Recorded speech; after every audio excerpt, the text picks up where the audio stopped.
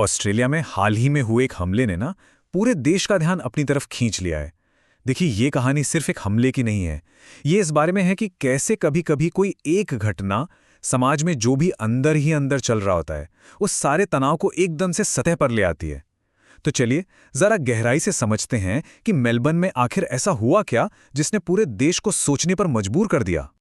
इस पूरी कहानी की जड़ में है एक बहुत ही चौंकाने वाला हमला।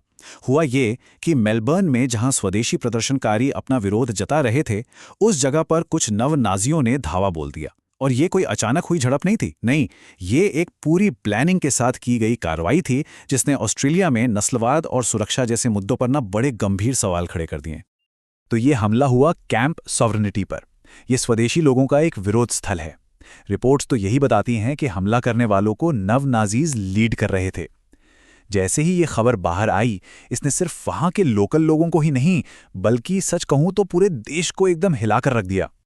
अब देखिए, जैसे ही ये घटना हुई, पॉलिटिकल रिएक्शंस तो आने ही थे, और आए भी बड़ी तेजी से। पर ये सिर्फ निंदा करने वाले बयान नहीं थे, नहीं, लोग एक्शन की मांग कर रहे थे। तो चलिए देखते हैं कि बड़ी बड़ी आवाजों ने इस पर क्या कहा। तो सबसे पहली और सबसे जोरदार आवाजों में से एक थी विक्टोरिया की प्रीमियर जैसिंटा एलन की। उन्होंने इस हमले की बहुत कड़ी निंदा की। उनका संदेश बिल्कुल साफ था कि स्टेट गवर्नमेंट इस तरह के हमलों को बिल्कुल बर्दाश्त नहीं करेगी और इस मामले को बहुत ही गंभीरता से लिया जा रहा है। लेकिन बात यहीं पर नहीं रुकी। सेनेटर लिडिया थॉर्प ने इसे एक कदम और आगे बढ़ाया। उन्होंने इस हमले को सीधे सीधे घृणा अपराध यानी कि हेट क्राइम का नाम दिया। अभी अपने आप में एक बहुत बड़ा बयान था। और उन्होंने ये भी मांग की कि इसकी जांच सिर्फ लोकल पुलिस न करे, बल्कि फेडरल लेवल पर होनी चाहिए, ताकि इसे एक राष्ट्रीय सुरक्षा के मुद्दे की तरह देखा जाए।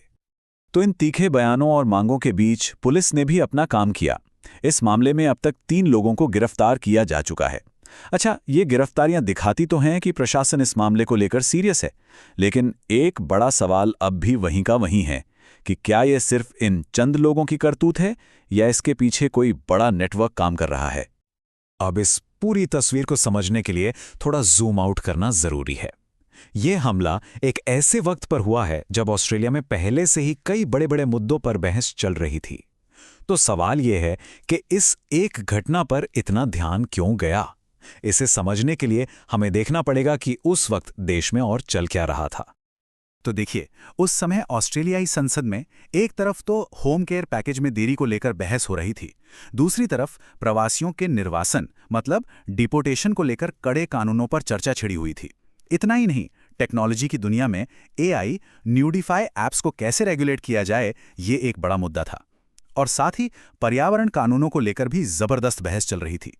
मतलब माहौल पहले से ही काफी गर्म था। और बस यहीं पर आकर हम एक बहुत बड़े सवाल पर रुक जाते हैं।